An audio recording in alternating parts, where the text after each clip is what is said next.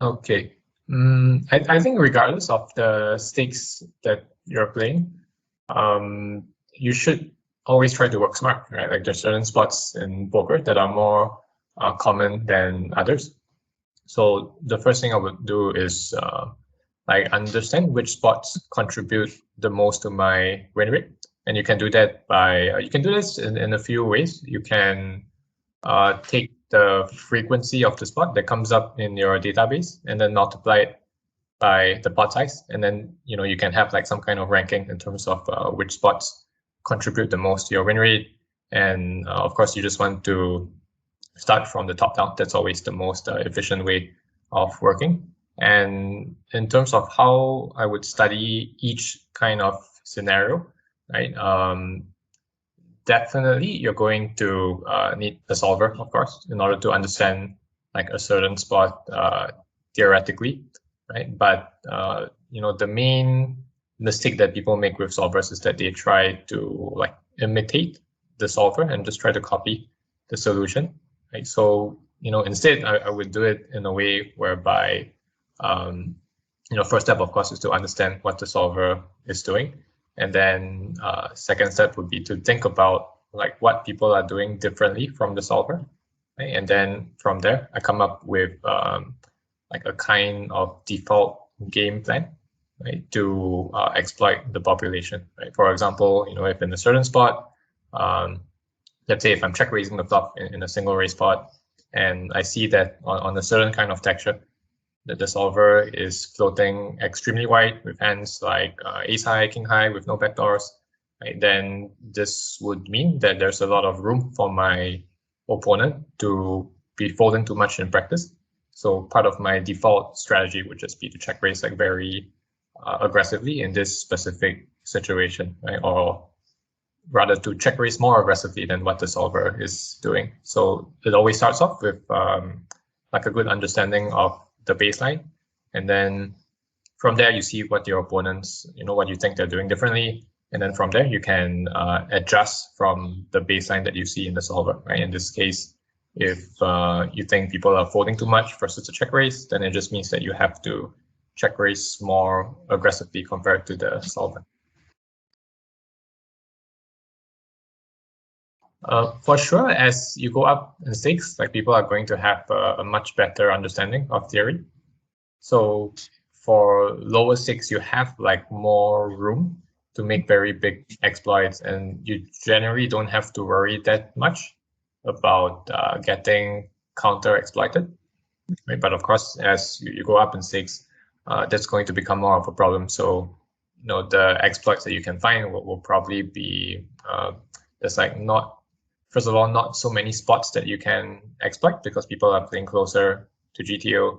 And then secondly, for each spot, the extent to which you can exploit is probably a lot less as well, right? But apart from that, I don't really think there is any kind of difference in the way that I would, approach the game.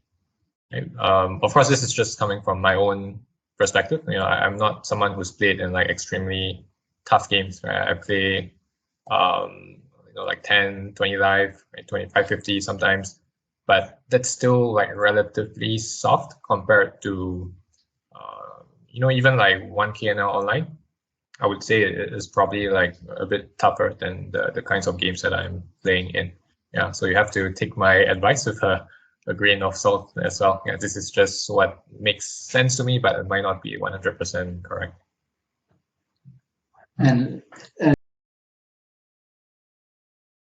so I definitely agree with you that you were saying like on the flop, probably most people have like a good idea of what you're supposed to be doing.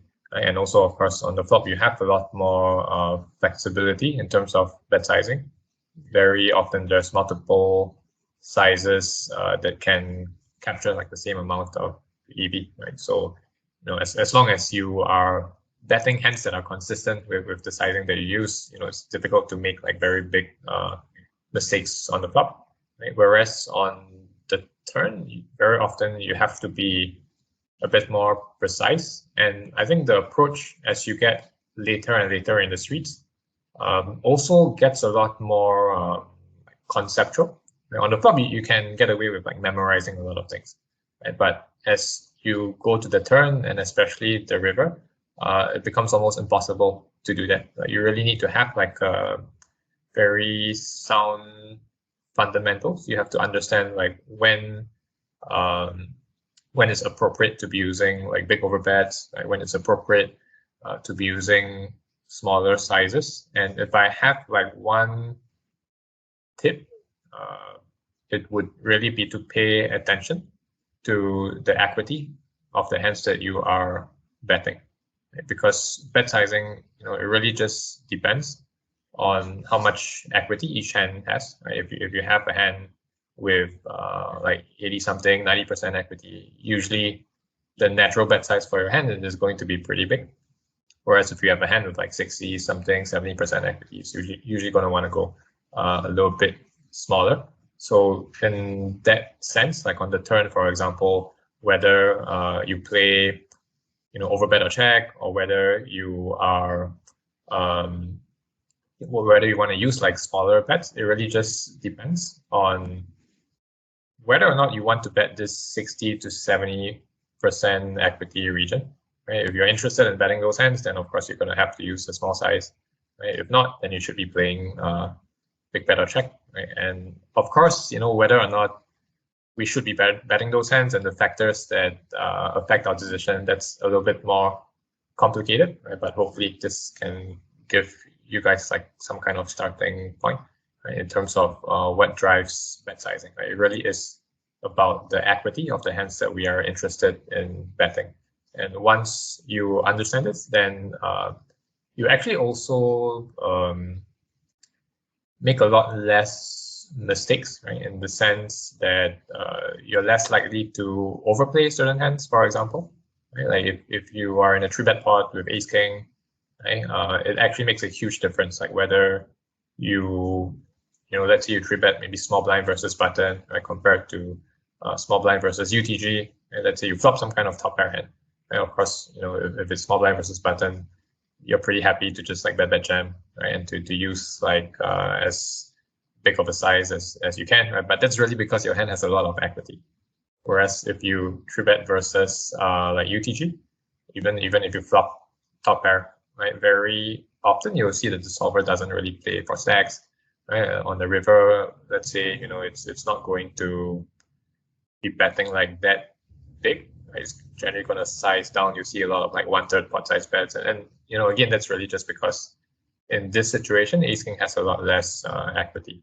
So that's what I mean when I say bet sizing is really driven by equity. So if you pay more attention to like how much equity your hand has in different situations, right, you're a lot less likely to be making like big bet sizing errors.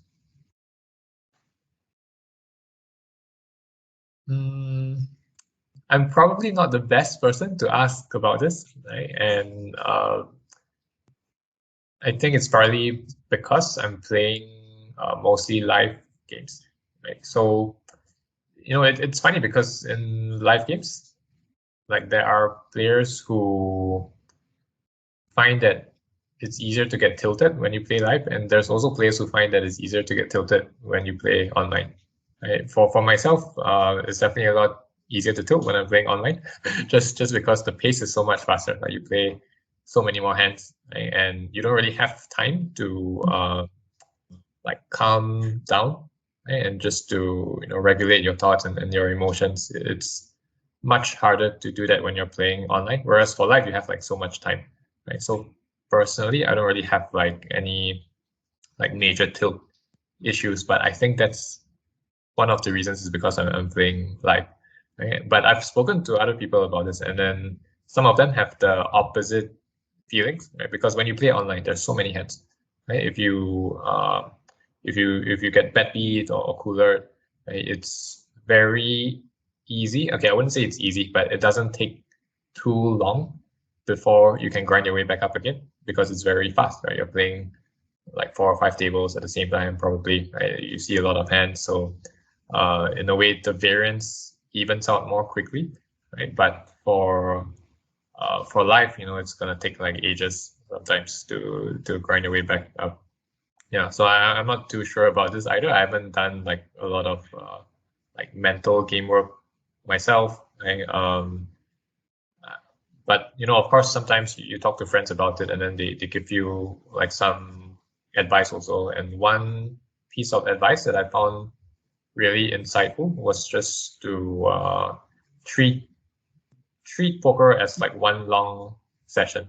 It sounds kind of cliche, right? I'm sure like you've heard of this before also, right? But it does. I find that it does help a lot if I treat it as one long session instead of breaking it down into individual sessions. Yeah, I would say it's not having like some kind of plan, right, in terms of like all these common situations that you're going to face. Right? Even if you have like a good idea of how a certain sport works in theory, right, you actually don't make a lot of money just by trying to play close to the solver. Right? Most of your profit is always going to come from exploiting your opponents. So I would say like the biggest mistake that people make is not having some kind of like default exploit in common situations, like a default exploitative plan that is meant to like generate EV from all these mistakes that the population is making. Right? That to me is the most harmful mistake that the players are making. Right? Again, this is just from my own perspective. I'm not playing like very tough games. Probably if you're playing like 1KNL online, you might need to have like a different approach, right? But in softer games, there's actually so much that you can get away with, especially if you're playing live, right? People are just making like huge mistakes in so many situations. So you're really leaving a lot of money on the table if you don't have some kind of plan in terms of how to capitalize on those mistakes. Right? And again, very, very common issue is for players to think about how to exploit their opponents once they find themselves in a certain spot. Right? For me, that's too late, right? Because the more common the spot becomes, the more important it is to actually think about how you can exploit the player pool off the table. Right? Because it's just so much more efficient to do that, right? If this spot is going to come up like 5 or 6 times every session, right? Why not just do all of the thinking off the table and then maybe do a bunch of drills, right? Such that when you're actually playing a session, it's going to be so much more automatic. Right? So I think a lot of players, they underestimate the value of this kind of studying and drilling also, like knowing, having like a good theoretical understanding, knowing like how you should exploit your opponents in different situations, right? That's actually very different from being able to execute all of these exploits, right? So yeah, my advice would be to try to pay more attention to the common spots, try to have some kind of default game plan, and also probably like invest in a GTO trainer as well, right? Just so you're able to execute all of these exploits when you're playing.